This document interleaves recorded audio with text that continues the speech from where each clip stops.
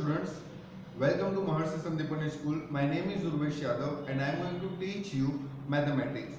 So today we are going to discuss the chapter number 5, that is data handling. Now the data handling, first of all let's understand where we can use the data handling. Like when we having a large number of data, or we can say from the data we supposed to take out some outcomes, or we can say some analyzed quotient, then and then we can use the data handling. Now the data handling that you have already learned in your grade 7 as well, lots of topic are supposed to be repeat only. Some of 2-3 points which is added in the grade 8, that we are going to discuss in details also. Now the data handling, or what is the importance of a data handling, that you can manage the large number of data, you can represent that data, and from particular that data you can analyze and you can make some kind of a result which is going to be helpful to you in your future.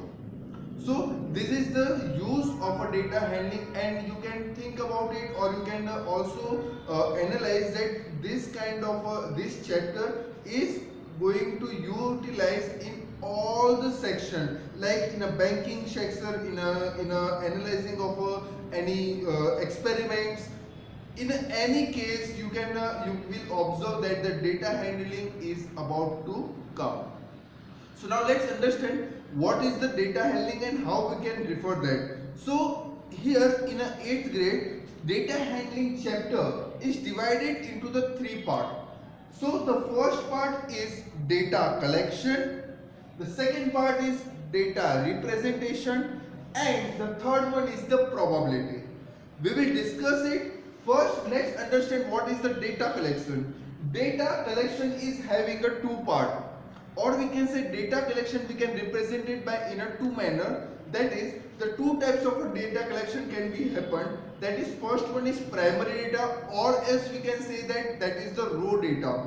What is primary data? Primary data is the data which is you or any person or the resource thing is collecting the details from the ground level. They are collecting the details from the ground level, that is known as primary data. For example, if I take an example of yours only, that give me the details of yours, like your name, your weight, your height. So lots of details if I am collecting from you, I am directly contacting to you to collect the details. That process is known as primary data. Now once primary data is about to collect it, then it's come for the secondary data. Secondary data is just a second form of a data where the another things or another person is getting the data directly. For example, as I took the details from your end, and then I am supposed to submitting all the details to the management, school management. So school management is not coming to you to collect the data. They are just collecting the data from my end. So if I am submitting your details to the management, that process is known as secondary data. See guys, this is in this chapter, in this grade, this is not discussed in details. This is just for your reference, so that in a future you are not getting any trouble. It should be clear that what is the primary data, what is the raw data, and what is the secondary data. Now coming to the focus point, what we supposed to discuss in this grade, that is data representation. This also you have already done in a grade 7, like data organize. As you have already done the telemarks, lots of data is given to you. You are making some tabular form, you are making a table, you are doing a telemarks, and then you are writing a frequency, the total frequency, how to telemark, what are the outcomes of a telemark. Okay, that we have already discussed. We also going to discuss the such data organized in a details. Then the bar graph, this you already know, this we have already learned in a grade 7. Now double bar graph. Double bar graph is the same kind of a bar graph, but where the data, subject or the numbers are not going to change, only some for time period are supposed to change, then we can just represent the data in a double bar graph in terms of a comparison. Now pie chart, sorry, pictograph. The pictograph, you already know that what is the pictograph. This is already discussed in a grade 7 also. Like if I want to represent some data in a bulk, for if you are going to the stationary person, what kind of a pens, how many pens they have of cello pens. Okay, so cello pens they having in a bunch, okay, in a bulk. So how we can represent such a bulk data in a presenting the data, that is known as a pictograph. Now this is the new one, that is the pie chart. What is pie chart? This is a new thing which is added into your course. The pie chart is a type of a representation of a data in a circle, that is the pie chart. This is the small description about the pie chart. Now let's move ahead for the third course, that is the probability. See, once we collect the data, we presented a data in such a manner. What is the use of that data representation? What is the use of the data? That is, from the past data, applying such methods, and we can try to find it out the possible outcomes in a future. This is for future reference only. This probability is using to find the what could be in a future. So now let's discuss the which is very much important, that is pie graph, pie chart and the probability, which is totally new for you. So discussing these things,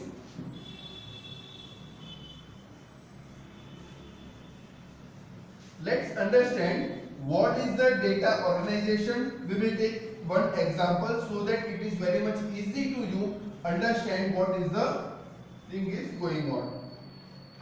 Now data handling, for example, we having some subjects where a student is getting some marks. Clear? For example, we having three subjects called A, B and C. These are the numbers which is given. For example, some random students are there which they are in a group. For example, you are also in some of a group like Ruby, Sapir. Some of a groups you are belong. So I am just taking some three groups and I am taking random students. I am not mentioning the name, but where he is or she is in which group only. So for example, let's take I am taking just randomly A, C, B, A, C, B, B, A, C, B, C, A. So let's understand how we can do the telemarks of that. Here 1, 2, 3, 4, 5, 6, 7, 8, 9, 10, 11 and 12 samples we have to. Now let's just let's make a table of it. That is called distribution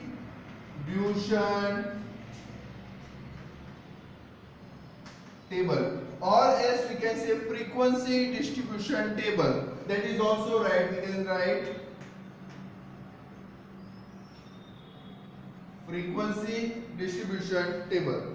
So first here we can say that is the group, or here is we are writing the alphabet, so we can say alphabet. Okay, now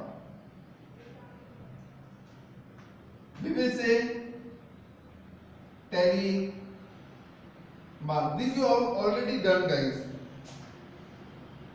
One is added, that is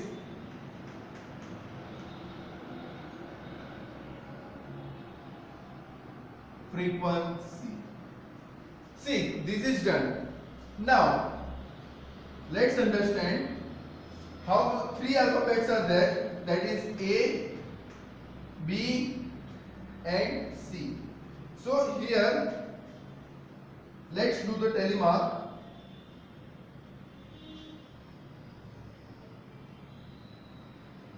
how many A is given? Let's count it out. 1, 2, 3, 4. Okay, so we can directly say 1, 2, 3 and 4. So 4 is there. Then let's take out the B1. 1, 2, 3, 4. So 4 is there. 1, 2, 3, 4. Okay, now let's add 3 more, that is A. Let's pull out C only. Okay, so total number will become a 15, which will going to be easy to mark. Okay, so B is also 4. Now let's understand how many C's are there. 1, 2, 3, 4, 5, 6 and 7. So again tally mark 1, 2, 3, 4. For a fifth one, what you need to do is you need to just do a slide line, so that it's very much easy to calculate for you as well. So 5 is there, 6 and 7. So total here C is 7. Now whether your frequency distribution is correct or not, how you can find it? That is, you need to make a total of a frequency. If it comes like a number of observation, here the total number of observation are 15. Okay, if this coming as equals to the total numbers, then your frequency distribution table is correct. You can directly say these things. So 4 plus 4 is 8, 8 plus 7 is 15.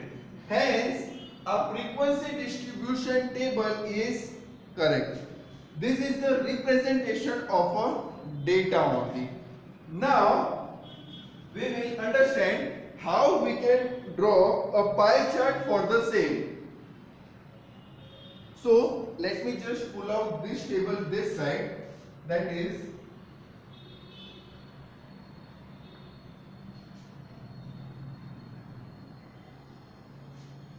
for A, B and C.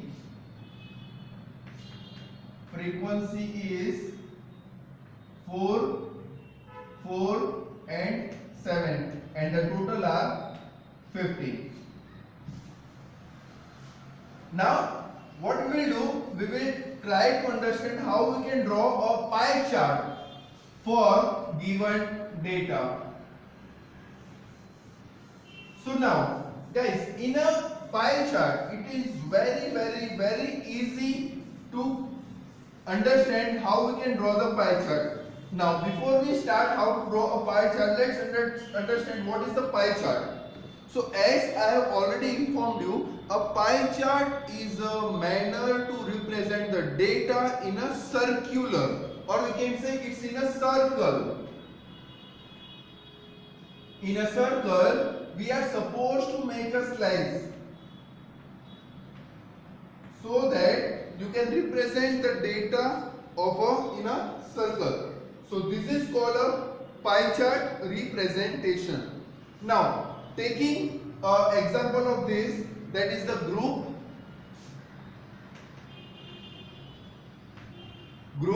and the frequency. Now before we going ahead, what we need to find, that is group we already have, then frequency also we have. We need to find first is fractional number. How we can find a fraction number? That is, for group A, B, C, the frequency is 4, 4, 7. The total one is 15. Now for fraction number, what you need to do is, you need to just take this one and the total in a ratio, means 4 upon 15. Similarly 4 upon 15, and this one is 7 upon 15. Okay guys, now we already know that the circle is made up of 3 360 degree. Now once we got the fractional number, now what we need to find, that is the degree in a circle. We can say here we will find a degree of a circle, because of we need to represent the data in a circle. It is simple, whatever the fractional number you got, that you need to multiply with the 360. Whatever the answer is coming, you can write. Similarly for this one,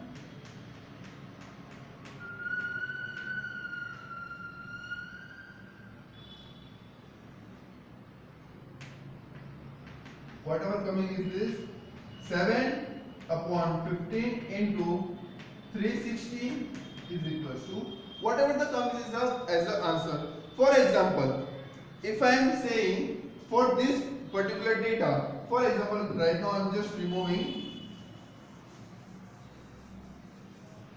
For example, for a group A, what we get as a degree, we got for example 180 degree. I am not doing the calculation, you can do it with yourself. For okay, according to data, let's say this is the 90 degree, this also we got a 90 degree. For example, this we got as a 180 degree. Okay, so now this degree we got. Now how we can demonstrate or how we can represent this degree? Now draw a circle, take a radius, draw the radius. Now with the help of a protractor, what you can do is, what you need to do is, you need to draw a 90 degree by using a protractor. Once you using the protractor by keeping this point as a reference, for example you are drawing a 90 degree this side. Okay, now this is the part A, group A, which is 90 degree. Now again you are making a protractor here, and again you are doing a 90 degree for group B.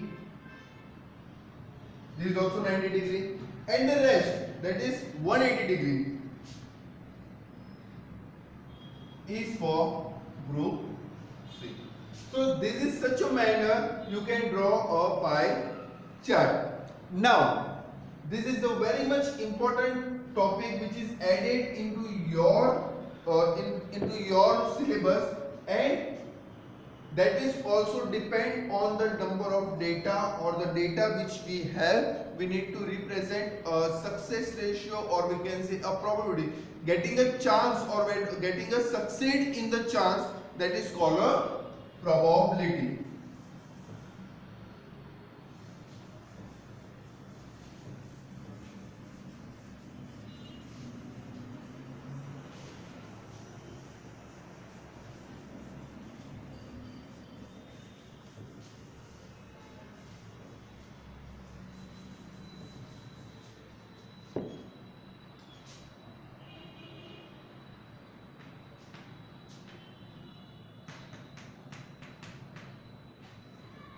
Now the probability. So the equation of probability is total favorable number of outcomes upon total number of outcomes. See, this is very much easy to understand. See, total favorable number of outcomes upon total number of outcomes. For example, taking the example of a tossing a coin, a one coin. If you are tossing a one coin, there will be a two thing can come. Either you will get head, or either you will get head, either you will get tail. So either head, either tail. This is the probability. Now, so what kind of a question will come for you? That is the chances of getting head while tossing a coin. So these are the total outcomes. Tossing coin and getting head is 1 upon total number of outcomes is 1 and 2. That is 1 and 2. So this is equals to 0.5. And guys, this is very much important. Probability is always lies between 0 to 1. In a symbol, we can say that 0 less than or equal to probability of event. This is the denomination of a probability. Probability of an event can be or equal to 1. This is the symbolic form. This is the simple form. Also, how you can say that our probability is correct? So indirectly, I can say that if the denominator is greater than the numerator, then the answer will always be in a 0 point something. For example, let's take we are getting as an answer as 3 upon 4. So 3 upon 4. Let's divide it 3 upon 4. Here it is 0 point something 0 4 7 4s are 28. 7 28 2 and so on whatsoever. But the answer is coming 0.7. Please make understand this. 3 upon 4 is 0.7 something will be there. Idea is to understand how we can say the probability is always lies between 0 to 1 and how whether our answer is correct or not. Let's take the reciprocal of the same. 4 upon 3. 4 upon 3 if I divide 4 3. 3 ones are 3. Again 1, take a 0, take a point. 3 3s are. See, here is answer is coming 1.3. This is not a probability at all because probability always lies between 0 to 1. This is the key thing. If you are getting as an answer like less than 0 means a negative answer, or else if you are getting a more than 1, your answer is wrong. Please make sure of that. Now let's take another example. Here we took the 1 coin. Now let's take a 2 coin together.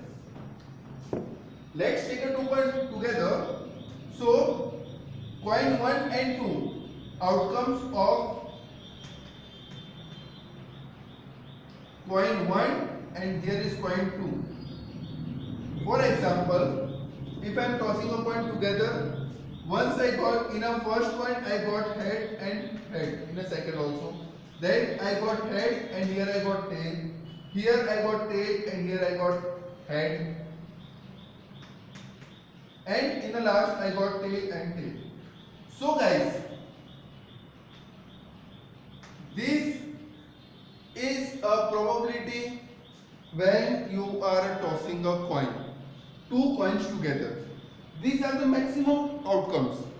Okay? Either you will get 2 head, either in a first one you will get head and second one is tail. Either you will get first in a tail and second one you get head, or else you are getting a tails on both the coin. So now the question can become like, find the probability of getting head while tossing a 2 coin. At least one head. At least one head. See, now find. Wherever the head is there, you need to find it out. So here in a both head is there. At least one head. So one head is here. That is also there. Here is also one head. So we can suppose to calculate. Now here is both are there. So we will not calculate it. Now let's find out the probability that at least we are getting one head while tossing a 2 coins. What are the probabilities? Now here there are total 3 events where we are getting a head. So total favorable outcomes is 3 upon total number of outcomes. So when we are tossing the 2 coins, these are the total outcomes. The total outcomes is 1, 2, 3 and 4. So we are getting total outcomes as a 4. This is your answer. You can do the write the answer like 0 point something, whatever the answer is, you can write it down. Again, let's verify whether our answer is correct or not. So here denominator is greater than the numerator. That means we are supposed to get in 0 point something as the answer. Second thing, probability always lies between 0 to 1. So it's 0, it starts with the 0 and it will be in between of a 1. So hence this is the basics of a probability. Now let's moving ahead according to the exercise.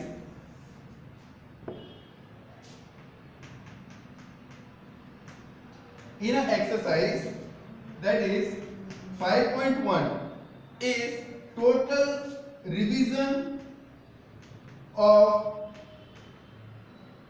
grade 7.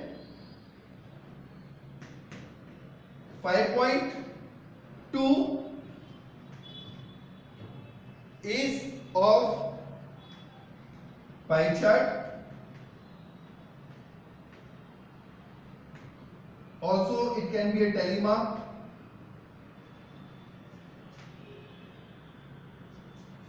And the last exercise, that is, it could be a 5, I don't know, 5.2, 5.3 can be there, and 5.4 or 5.5, I don't know the number, but the last exercise is totally of a